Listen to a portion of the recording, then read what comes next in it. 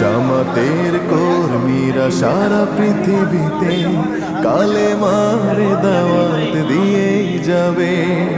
জামাতের কর্মীরা সারা পৃথিবীতে কালেমার দাওয়াত দিয়ে যাবে। কোরআনের আলোকে সমাজ বিনির্মাণ, কোরআনের আলোকে সমাজ বিনির্মাণ, হাজার জুলুম বাধা উতরে যাবে। জামাতের কর্মীরা সারা পৃথিবীতে কালেমার দাওয়াত দিয়ে যাবে।